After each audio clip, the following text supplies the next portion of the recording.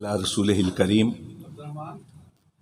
فاعوذ باللہ من الشیطان الرجیم بسم اللہ الرحمن الرحیم سبحان الذی اسری بعبدہ لیلا من المسجد الحرام الی المسجد الاقصی الذی بارکنا حولہ لنریہ من آیاتنا انہ هو السمیع البصیر اما بعد۔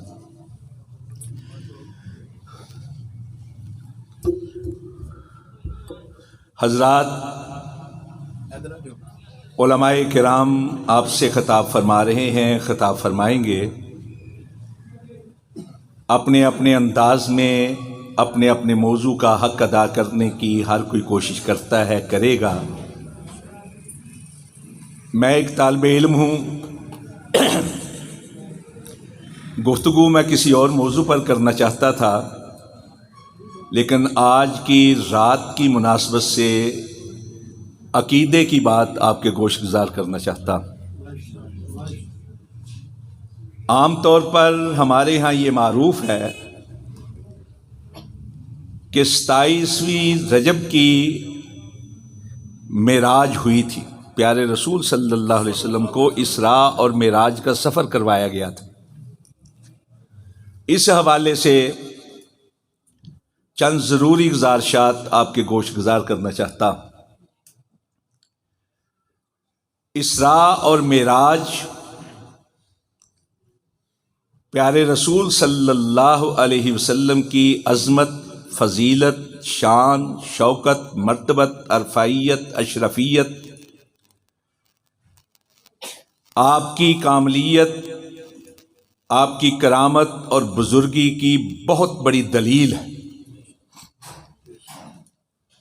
اللہ رب العزت نے اسراء اور سفر کے معراج کو ایک معجزے کے طور پر آپ کو عطا فرمایا، اور یہ ایک ایسا معجزہ ہے جس میں کئی معجزے سمو دیے گئے ہیں۔ حقیقتاً سفر اسراء اور سفر معراج مجموعہ معجزات ہے، اور لمحہ بلمحہ پیارے رسول صلی اللہ علیہ وسلم کی شان اور شوکت کو واضح کرتا ہے۔ ہمارے ہاں اس لحاظ سے افراد اور تفرید سے کام لیا گیا ہے۔ بعض لوگوں نے سرے سے اس کا انکار کر دیا، اور بعض لوگوں نے ظلم کرتے ہوئے کہا یہ خواب کا معاملہ ہے، بیداری کا معاملہ نہیں۔ ہمارے قصہ گو واعظین، انہوں نے اس کو ایک قصے اور کہانی کے طور پر محض تلذذ ذہنی کی خاطر بیان کرنا شروع کر دیا۔ عامۃ المسلمین اس دن کو ایک تہوار کے طور پر مناتے ہیں، اور یہ سمجھا جاتا ہے کہ یہ تہوار جو ہے یہ شرینی کا تہوار ہے، مخصوص عبادات کا تہوار ہے، اور شاید اس رات جاگیں تو اسی طرح کا ثواب ہوتا ہے جس طرح رمضان کی شب قدر کا ہوتا ہے۔ پہلی بات تو یہ ذہن نشین کر لیں کہ تہوار کی تاریخ میں کوئی اختلاف نہیں ہوتا۔ اگر اختلاف ہو تاریخ کے اندر تو وہ تہوار نہیں ہوتا۔ مثلا 2 تہوار ہیں مسلمانوں کے، ایک عید الفطر، ایک عید الاضحیٰ۔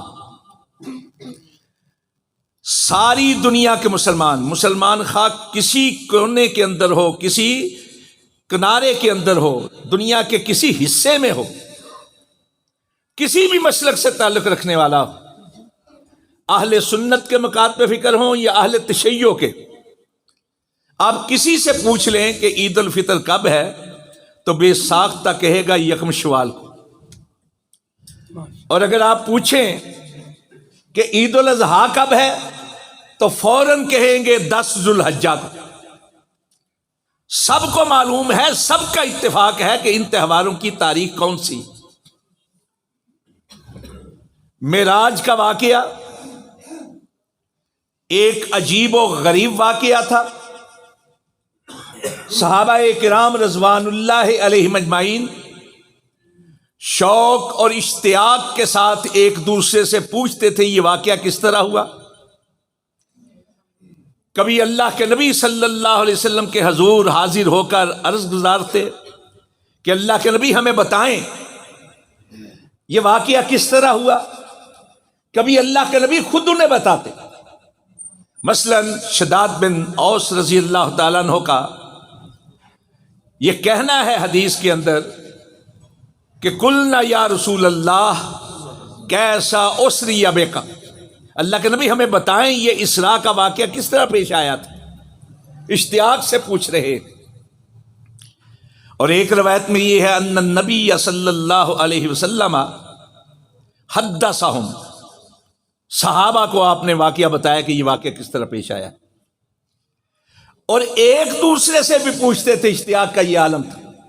آپ اندازہ کیجئے حضرت انس رضی اللہ تعالیٰ عنہ جنہوں نے 10 سال مسلسل اللہ کے نبی کی خدمت کی تھی اور کثرت کے ساتھ حدیثیں روایت کرنے والوں میں حضرت انس موجود ہیں.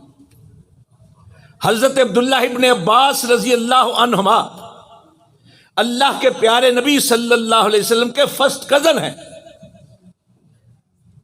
مکہ کے رہنے والے، اور مکی دور میں ہوئی تھی معراج، اور یہ اپنے والد گرامی سے پہلے مسلمان ہو گئے تھے. بڑی حدیثیں روایت کی ہیں، قرآن پاک کے سب سے بڑے مفسر مانے جاتے ہیں. لیکن ان کی بھی کیفیت اور حضرت انس کی کیفیت بھی یہ تھی کہ انہوں نے حضرت ابو ذر سے بھی روایت کی، اور ایک صحابی ایسے ہیں جن کی ساری زندگی کی کمائی یہ روایت ہے معراج کی، حضرت مالک بن ساسا رضی اللہ تعالیٰ عنہ. ان سے بھی پوچھا، ان سے بھی روایت کی ہے. اللہ کے نبی سے براہ راست بھی روایت کی ہے حضرت انس عبداللہ بن عباس اور مالک بن ساسا سے.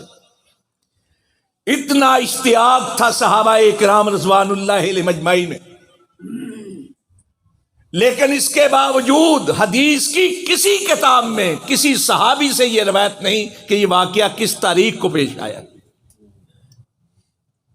اصل میں بات یہ تھی کہ وہ عظیم ہستیاں، وہ مقدس ہستیاں اس کو تہوار کے طور پر نہیں لیتی تھی، بلکہ اس کے ذریعے سے جو سبق ملے تھے، جو نصیحتیں ملی تھیں، جو عبرتیں حاصل ہوئی تھیں، ان کی طرف توجہ دیتی تھی.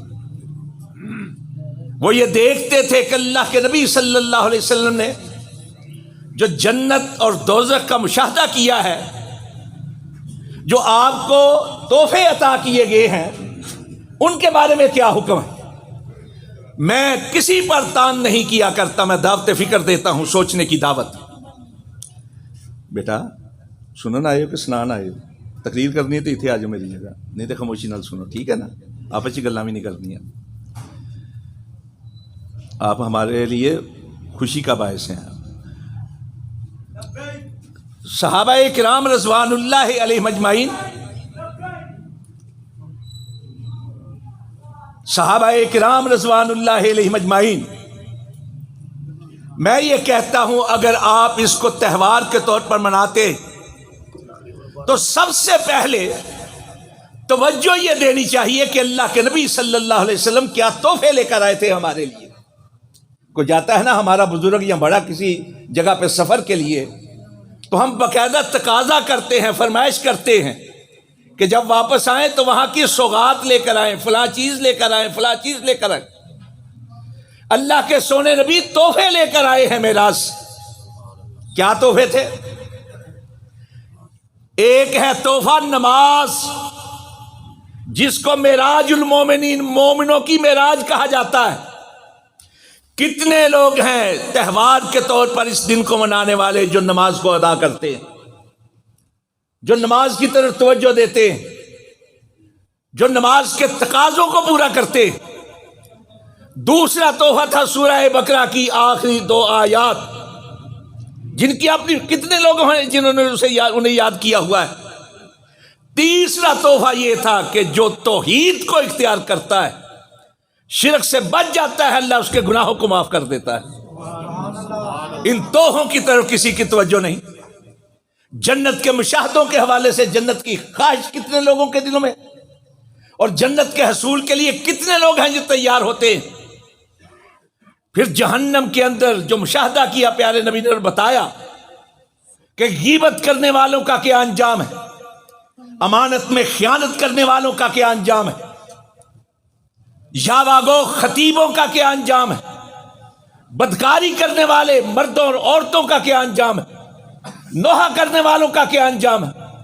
کیا ہم نے ان عبرتوں کی طرف توجہ دی ہے؟ صحابہ کرام ان چیزوں کو دیکھتے تھے، تہوار کو نہیں. یہی وجہ ہے کہ حافظ ابن حجر رحمت اللہ علیہ نے فتح الباری کے اندر 12 قول نقل کیے ہیں مختلف. مولانا صفی الرحمان نے الرحیق المختوم عام لوگوں کے گھروں میں 5 سے زیادہ قول نقل کیے.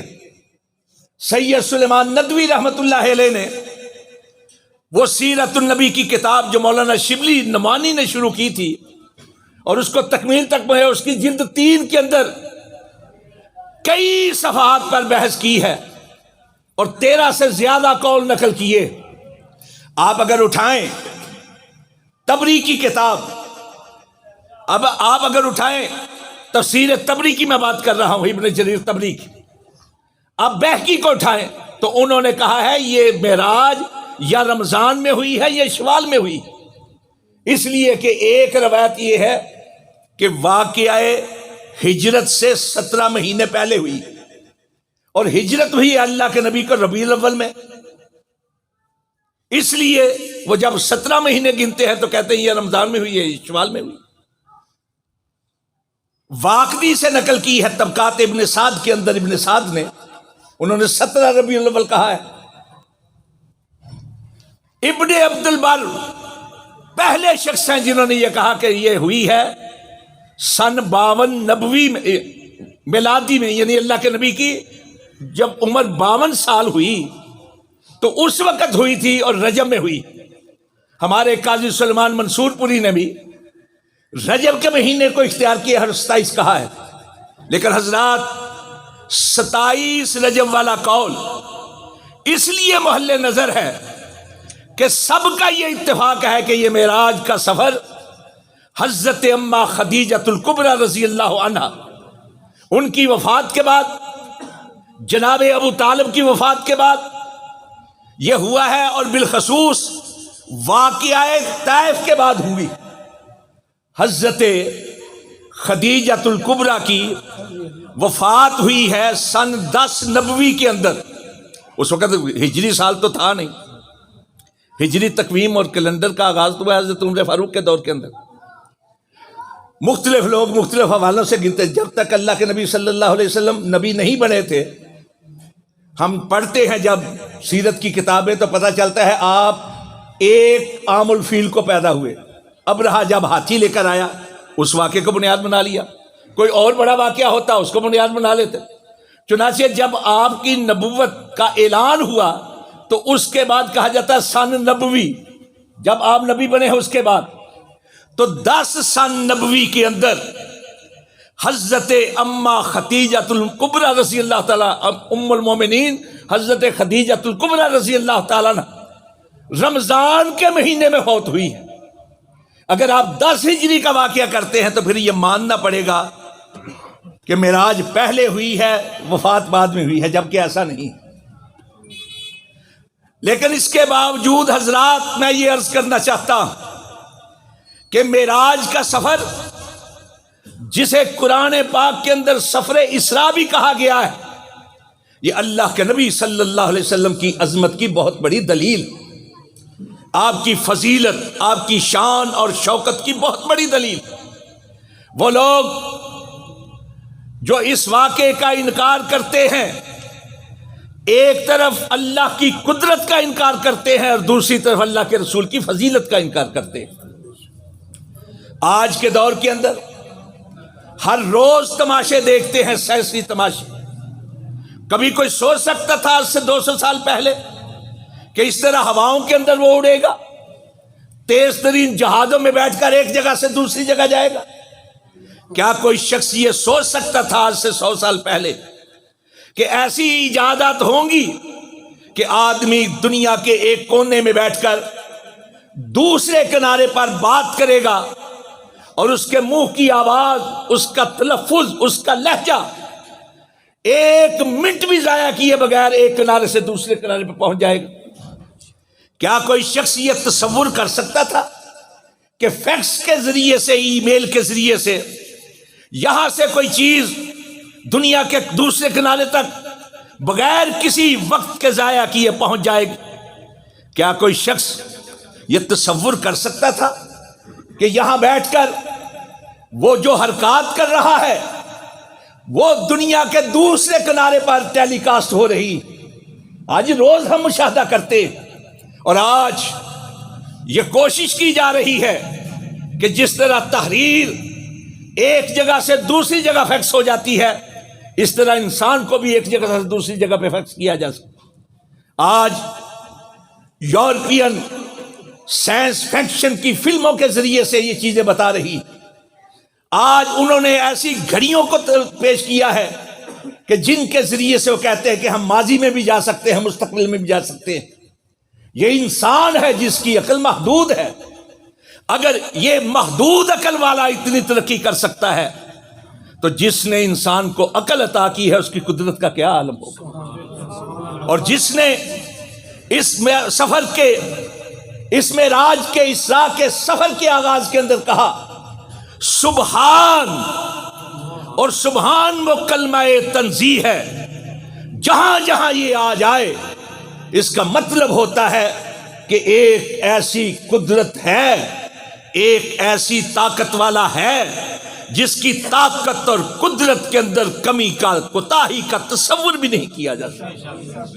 آپ قرآن پاک کا مطالعہ کریں، حضرت یونس علیہ السلام مچھلی کے پیٹ کے اندر چلے گئے ہیں، مچھلی نکل گئی، دور دور تک نجات کا کوئی ذریعہ دکھائی نہیں دے سکتا۔ دکھائی کیا دے، وہم و گمان میں بھی نہیں آ سکتا۔ اس دور کی بات چھوڑیں، آج کے دور کے اندر بھی جس کو مچھلی کھا جائے، نگل جائے، کیا اس کی نجات کا کوئی تصور کر سکتا ہے؟ لیکن انہوں نے کیا کہا؟ لا الہ الا انت سبحانک انی کنت من الظالمین۔ اور اللہ کے نبی نے فرمایا ہے اگر کوئی مشکلات میں گھرا ہونا تو مچھلی والے کا یہ وظیفہ پڑھنا شروع کر دے، اللہ اس کی مشکلات کو دور کر دیتا ہے۔ دوسرا قرآن پاک کے اندر یہ مثال حضرت آدم علیہ التحیۃ و تسلیم سے جب پوچھا گیا بتاؤ چیزوں کے نام، تو کیا کہا تھا؟ کیا کہا تھا؟ سبحانک لا علم لنا الا ما علمتنا۔ سبحان کا لفظ اللہ رب العزت نے واقعہ معراج کو بیان کرنے سے پہلے کہا سبحان ہے اس کی قدرت جس نے ایک رات کے ایک حصے کے اندر یہ سفر کروایا ہے۔ حضرات، معراج کا واقعہ، اسراء کا واقعہ عام واقعہ نہیں کہ جس کے اوپر عقل کی بات کی جا سکے۔ معراج کا واقعہ ایک معجزہ ہے، اور معجزہ کہا ہی اس کو جاتا ہے جس کی توجیہ اور توضیح کرنے سے انسان کی عقل عاجز آ جائے۔ بیٹا رکھ دیو، میں رکھ دیو، جس نے پینا ہوگا پی لے گا۔ اٹھک بیٹھک چلت پھرت ڈسٹرب ہوتا ہے آدمی، کی سوچی دا پر ذہن چ نکل جاتا ہے، اللہ معاف کرے۔ انا للہ و انا الیہ راجعون۔ معجزہ کہا ہی اس کو جاتا ہے جس کی توجیہ اور توضیح کرنے سے، جس کی وضاحت کرنے سے انسان کی عقل عاجز آ جائے۔ مثلا ہم آج ریموٹ کنٹرول استعمال کرتے ہیں، اس کے ذریعے سے اشیاء کو آن بھی کرتے ہیں، آف بھی کرتے ہیں، اور آج تو ایسے ریموٹ بھی آگے ہیں کہ جن کے ذریعے سے طیارے اڑائے جا رہے۔ لیکن اگر آپ کہیں، کسی سے پوچھیں سائنسدان سے کہ یہ کس طرح ہو جاتا ہے، تو وہ توجیہ کرے گا، وضاحت کرے گا کہ اس کے اندر یہ جو بگ ہے اس کے ذریعے سے ہم فلاں ریز کو کنٹرول کرتے ہیں، اس ریز کی طرح ہم اس کو استعمال کرتے ہیں، اور اس کی اتنی حد ہے، اتنی حد ہے، یہ اتنی حد۔ آج کے ریموٹ کنٹرول کی توجیہ کی جا سکتی ہے، لیکن اس کی توجیہ کون کرے گا کہ زمین پہ کھڑے ہو کر آسمان کی طرف انگلی اٹھائی جائے، اور اٹھی ہوئی انگلی کی لاج رکھ کے اللہ آسمان کے چاند کو دو ٹکڑے کر دے۔ کوئی توجیہ پیش نہیں کر سکتا، اس لیے کہ یہ معجزہ ہے۔ معجزے کی توجیہ نہیں ہو سکتی۔ آج چھوٹے چھوٹے بگ ہیں، چھوٹے چھوٹے بگ جو آواز کو کیچ بھی کرتے ہیں، آواز کو خارج بھی کرتے ہیں۔ ہر ایک کے ہاتھ میں موبائل ہے، مشاہدہ کرتا ہے ایسے بگ کا جو آواز کو کیچ کرتا ہے۔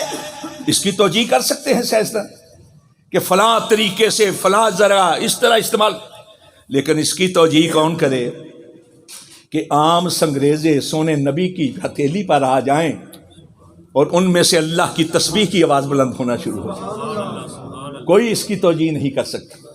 انگلی کاٹیں تو اس میں سے رقیق مادہ نکلتا ہے، خون نکلتا ہے، پیپ نکلتی ہے۔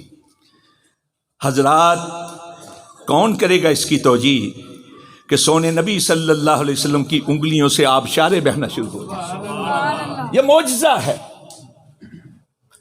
کھانے کے اندر لعاب دہن ڈالا، اللہ نے اس لعاب میں اتنی برکت پیدا کی کہ کھانے میں برکت ہی برکت ہو گئی، لوگ کھاتے چلے گئے، کھانے میں کمی واقع نہیں۔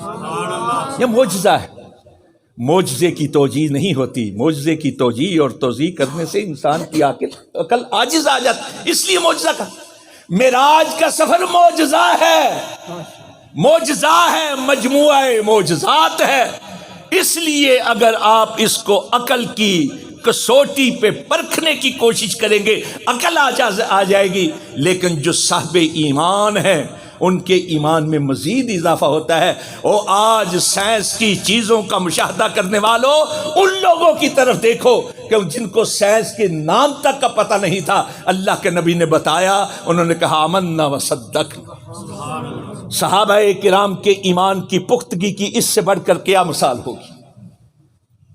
مکے والوں نے انکار کیا، انہی مکے والوں میں ایک اور بھی تھا رہنے والا کہ جس نے کہا یہ کہا کس نے ہے؟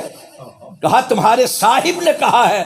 کہا اگر انہوں نے کہا ہے تو سچ کہا ہے، سچ کے سوا کچھ نہیں کہا، بے ساختہ کہا۔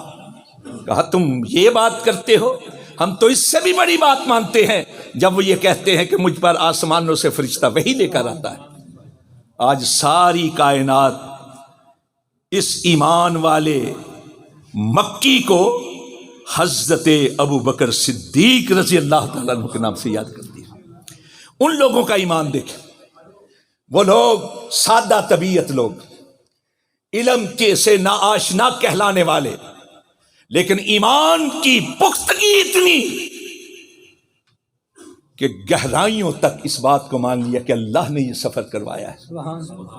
قرآن پاک کے اندر اب کچھ لوگ ہیں کہلاتے مسلمان ہیں اور کہتے کیا ہیں؟ یہ جی خواب کا معاملہ ہے، عالم بیداری کا معاملہ نہیں ہے، خواب کا معاملہ ہے۔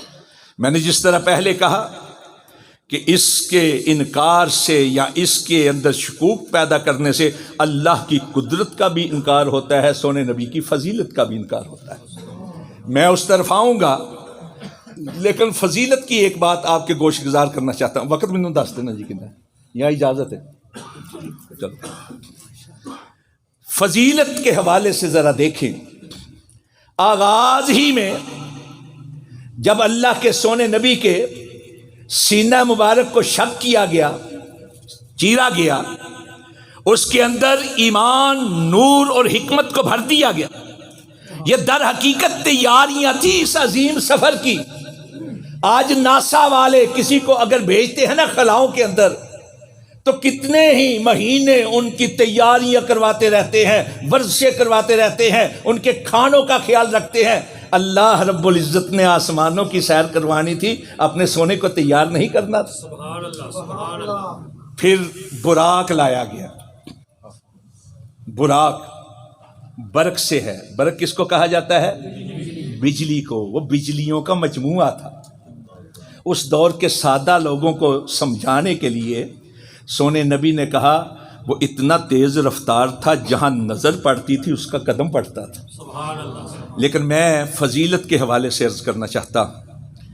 ترمذی کی روایت ہے، جب سونے نبی صلی اللہ علیہ وسلم اس پہ سوار ہونے لگے تو براق تھر تھرایا، اس نے شوخی دکھائی۔ براق کی کوئی جرت نہیں تھی کہ شوخی دکھاتا، کوئی جرت نہیں تھی کہ شوخی دکھاتا، لیکن اس شوخی کی بنیاد پر جبریل نے جو کلمات کہے وہ وجہ تھی شوخی کی. جبریل نے کیا کہا؟ اب محمد تفعل ھذا، تو جانتا ہے تجھ پر کون سی ہستی سوار ہونے لگی ہے؟ ما رکبک اکرم عند اللہ من، آج تجھ پر وہ ہستی سوار ہونے لگی ہے جس سے بڑھ کر عزت والی، کرامت والی، بزرگی والی، احترام والی، تکریم والی، اکرام والی، شان اور شوکت والی اللہ کے یہاں کوئی ہستی ہے ہی نہیں. کوئی ہستی نہیں ہے اس سے بڑھ. ترمذی نے یہ الفاظ نقل کیے. حافظ ابن حجر نے اعمالی کے اندر، بہقی نے دلائل النبوہ کے اندر کچھ اور الفاظ بھی نقل کیے کہ جبریل نے کہا کلبت مشارق الارض و مغاربہا لم ارا مثل محمد صلی اللہ علیہ وسلم. اور جبریل کے اس کہے کا ترجمہ ایک فارسی شاعر نے کیا. کہا گردی دام بسیار خوب دیدام مہر بتان لرزیدام.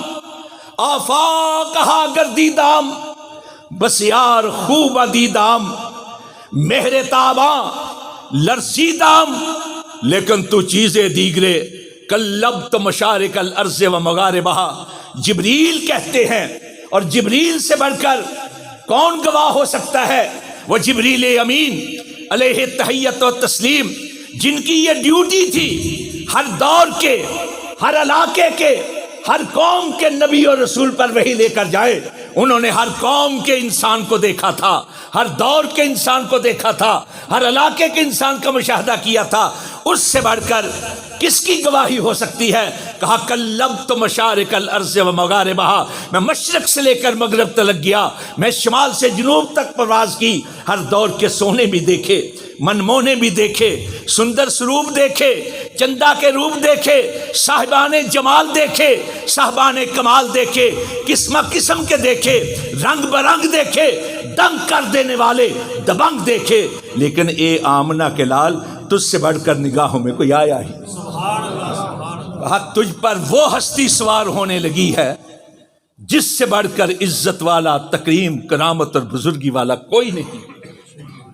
اور حضرات، اسی حوالے سے، عزت و احترام کے حوالے سے، فضیلت کے حوالے سے، آپ جانتے ہیں کہ آپ کو مسجد حرام سے لے جا کر مسجد اقصی میں کس کام کے لیے لے جایا گیا؟ سارے نبی اور رسول، جن کی تعداد کم و بیش 1,24,000، سارے کے سارے کھڑے ہیں، منتظر ہیں اس ہستی کے جو ان سے آگے بڑھ کر امامت کے مسلح پہ کھڑے ہوئے. اور یہاں یہ بات یاد رکھے، ہمارا ایمان ہے، ہمارا یقین ہے، ہمارا عقیدہ ہے کہ ہر نبی اپنے دور کا بہترین ہوا کرتا ہے. اس سے بڑھ کر حسن صورت میں، حسن سیرت میں کوئی نہیں ہوتا. ہر لحاظ سے سب سے افضل، سب سے اشرف اس دور کا، اس علاقے کا، اس قوم کا نبی ہوتا ہے. ہر ایک کی اپنی اپنی خصوصیات بھی ہیں، ہر ایک کی اپنی اپنی فضیلتیں ہیں، ہر ایک کی اپنی اپنی بہتریاں ہیں، خوبیاں ہیں. حضرات، اللہ رب العزت نے سونے نبی کو کئی القاب دیے ہیں. ان میں سے ایک لقب ہے النبی الامی. النبی الامی، امی کے لوگوں نے مختلف معنی کیے. کسی نے کہا وہ شخص، ماں کو کہا جاتا ہے، امی کا مطلب ہے جس کی نسبت ہو اپنی ماں کی طرف. یہ یا نسبتی ہے نا، مطلب یہ کہ جو شخص اپنی ماں کے پیٹ سے جنم لیتا ہے نا، اس وقت اس پر کوئی گناہ نہیں ہوتا، کوئی اس کے اوپر کوئی کسی قسم کا ایسا ویسا شائبہ نہیں ہوتا. سونے نبی کائنات کی وہ عظیم ترین ہستی ہیں جن کے بارے میں ایسا ویسا سوچنا تو دور کی بات، ایسے ویسے کے شائبے کے تصور کا تصور بھی نہیں کیا جا سکتا، بلکہ ایسے تصور کے تصور کا تصور بھی محال ہے. اس لیے آپ کو امی کہا جاتا ہے. کسی نے کہا ام کہا جاتا ہے مرکز کو، اس کائنات کے اندر اگر کوئی مرکز محبت ہے، اگر کوئی مرکز ایمان ہے، اگر کوئی محور عقیدت ہے، تو سب سے بڑھ کر ایک ہی ہستی ہے، وہ آمنہ کے لال کی ہستی ہے، مدینہ کے تاجدار کی ہستی ہے۔ کسی نے کچھ کہا، کسی نے کچھ کہا، لیکن میں کچھ اور عرض کرنا چاہتا ہوں۔ الف، میم اور یا، یہ تین حروف ہیں امی کے۔ یا نسبتی ہے، جس طرح سیال کوٹی کہلانے والے کا مطلب وہ ہے کہ وہ جو سیال کوٹ سے نسبت اور تعلق رکھتا ہے، پسروری پسرور سے نسبت رکھنے والا۔ امی کی یا کو الگ کر دے تو دو حرف بچتے ہیں، امی و گویا بزبان فصیح از الف آدم و میم مسیح۔ تو مطلب یہ ہے کہ حضرت آدم علیہ السلام سے لے کر حضرت عیسیٰ علیہ السلام تک 1,24,000 نبی جو تشریف لائے، ان سب کی خوبیاں، ان کی بہتریاں، ان کے اوصاف حمیدہ، ان کے محامد جلیلہ، سارے کے سارے اگر بدرجہ اتم پورے کے پورے کسی کی ہستی کے اندر، کسی کی ذات کے اندر جمع کر دیے گئے ہیں، تو اس ذات کو کہا جاتا ہے محمد صلی اللہ علیہ وسلم۔ اللہ نے کائنات کے سب بہترین لوگوں کو جمع کر کے آپ کو امامت کے مسلح پہ کھڑا کروایا ہے۔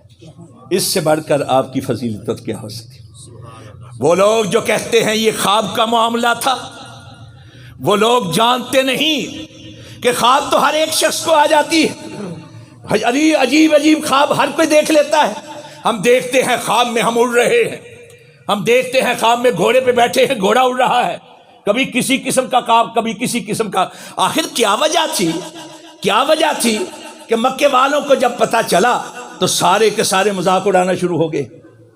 اور اللہ کے نبی فرماتے ہیں کہ مکے والوں میں سے کئی لوگ تھے جو مسجد اقصیٰ کی زیارت کر چکے تھے، اور انہیں یہ بھی معلوم تھا میں کبھی مسجد اقصیٰ کی طرف نہیں گیا۔ انہوں نے مجھ سے مسجد اقصیٰ کے بارے میں سوال کرنے شروع کر دیے۔ کوئی ستونوں کے بارے میں پوچھ رہا ہے، کوئی دروازوں کے بارے میں پوچھ رہا ہے۔ اللہ کے نبی وہاں ستون گننے تو نہیں گئے تھے، دروازے گننے تو نہیں گئے تھے، وہاں تو اللہ لے کر گیا تھا کہ سارے نبیوں اور رسولوں کی امامت کے ذریعے سے فضیلت کو واضح کیا جائے۔ اللہ کے نبی کہتے ہیں تھوڑی دیر کے لیے میں مضطرب ہوا، لیکن اللہ رب العزت نے میرے سامنے لا کر مسجد اقصیٰ کو رکھ دیا۔ پھر وہ جو سوال کرتے تھے میں اس کو دیکھتے جواب دیتا تھا۔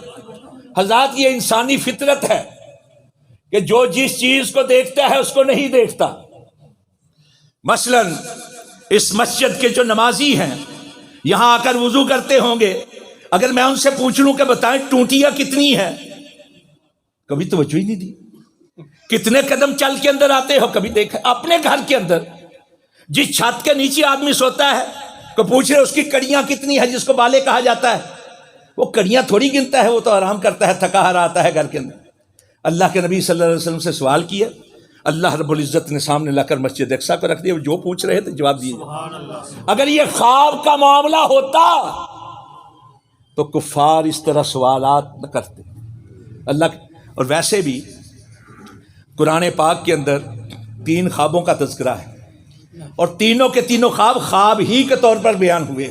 سورہ یوسف کے اندر حضرت یوسف علیہ السلام کا خواب کہ سورج چاند ستارے مجھ کو سجدہ کر رہے ہے حیران کن بات کہ نہیں، لیکن اس کو خواب ہی کے طور پر بیان کیا ہے۔ بادشاہ کا خواب کہ 7 ناتواں گائے، دبلی پتلی گائے خوب پلی ہوئی طاقتور گاؤں کو کھا گئی، خواب تھا، خواب ہی کے طور پر بیان کیا، حیرانی کے باوجود، تمام تر تعجب کے باوجود۔ تیسرا قیدی کا خواب جس کے سر پہ دسترخوان تھا۔ تینوں خواب ہی کے طور پر بیان ہوئے ہیں، لیکن یہ خواب کے طور پر بیان، یہ خواب تھا ہی نہیں، اس لیے اللہ رب العزت نے لفظ سبحان کے ساتھ بیان کیا ہے، اپنی قدرت کے اظہار کے لفظ کے ساتھ بیان کیا ہے۔ اور سورہ نجم کے اندر والنجم، نجم کی قسم کھائی، ستارے کی۔ ستارہ اجرام فلکی میں اپنے وجود کے لحاظ سے، اپنے وزن کے لحاظ سے بہت بڑا ہوتا ہے۔ اللہ رب العزت نے بتایا ہے کہ جس اللہ نے افلاک کے اندر، فضاؤں کے اندر ستاروں کو سنبھال رکھا ہے، وہ کسی اور کو سفر کروا سکتا ہے کہ نہیں کروا سکتا؟ ویسے بھی قرآن پاک میں دو چیزیں واضح طور پر، ایک طے زمانی، ایک طے مکانی۔ طے زمانی ہے جب زمانے کو لپیٹ دیا جاتا ہے، طے مکانی ہے جب فاصلوں کو لپیٹ دیا جاتا ہے۔ طے زمانی کی مثالیں حضرت عزیر علیہ السلام کی نیند، طے زمانی کی مثال اصحاب کہف کی نیند۔ ساری دنیا آگے چل رہی تھی، انسان مر بھی رہے تھے، پیدا بھی ہو رہے تھے، نئی نسلیں آ رہی تھیں، نئے ادوار سامنے آ رہے تھے، لیکن وہ سوئے ہوئے ہیں۔ ان کے لیے زمانے کو طے کر دیا گیا، روک دیا گیا۔ اٹھے تو پوچھا گیا کتنا سوئے؟ سینکڑوں سال سونے کے باوجود جواب کیا ہے؟ ایک دن سوئے ہیں، یہ دن کا کچھ حصہ سوئے۔ یہ ہے طے زمانی، زمانے کو لپیٹ دیا گیا۔ آپ نے کبھی میچ کے اندر ایک جو ہوتا ہے نا اس کا امپائر، اس کے ہاتھ میں ایک گھڑی ہوتی ہے، جب وہ رکتا ہے نا میچ تو اس کو روک دے، اس کو کہتے ہیں سٹاپ واچ۔ چلتے ہوئے گھڑی کو روک دیا، سٹاپ واچ۔ اور جس نے وقت پیدا کیا ہے وہ اپنے پیدا کیے ہوئے وقت کو اپنے انداز میں استعمال کرنے کی قدرت نہیں رکھتا، معاذ اللہ۔ ما قدر اللہ حق قدرہ۔ اور آج کا انسان، آج کا سائنسدان یہ کہہ رہا ہے کہ آپ جتنا فضاؤں کی طرف جائیں گے وقت رکتا چلا جاتا ہے۔ اللہ نے وقت کو پیدا کیا ہے، جب چاہے جتنا چاہے اس کو استعمال کروا لے۔ طے مکانی کی مثال کیا ہے؟ حضرت سلیمان علیہ السلام نے ملکہ بلقیس کو دعوت دی اور اپنے ساتھیوں سے، اپنے مصاحب سے کہنے لگے میں یہ چاہتا ہوں کہ بلقیس کے آنے سے پہلے اس کا تخت یہاں موجود ہو۔ جب وہ اپنے تخت کو دیکھے تو تعجب میں پڑ جائے اور اس کو پتہ چلے میں کتنا طاقتور ہوں۔ کسی نے کہا میں اتنے وقت میں لاؤں گا، کسی نے کہا اتنے وقت۔ اللہ کا ایک بندہ تھا جس نے کہا آنکھ جھپکنے سے پہلے میں تخت یہاں لے آؤں۔ یہ طے زمانی کی مثال ہے۔ جو قادر ہے، قادر مطلق ہے، اس کی قدرت کے بارے میں ہم وہ کچھ نہیں سوچ سکتے جو اتنی قدرت رکھتا ہے۔ واقعہ معراج سونے نبی کی عظمت ہے، فضیلت ہے، شان ہے، شوکت ہے۔ واقعہ معراج کا انکار اللہ کی قدرت کا انکار ہے، سونے نبی کی عظمت کا انکار ہے۔ لیکن یہ کوئی تہوار نہیں ہے کہ شیرینیاں کھا کر ہم یہ سمجھیں کہ ہم نے سونے نبی کے اس معجزاتی سفر کا حق ادا کر دیا ہے۔ یہ در حقیقت ہمیں یہ سبق دے رہا ہے کہ وہ تحفے جو اللہ کے رسول لے کر آئے تھے ان کی ناقدری نہ کرو۔ نماز ادا کرو کہ الصلاۃ معراج المومنین، جو مومنوں کی معراج ہے، اللہ کے قریب لے جاتی ہے مومنوں کو۔ اللہ رب العزت سمجھنے کی توفیق عطا فرمائے۔ اقول قولی ھذا استغفر اللہ لی ولکم۔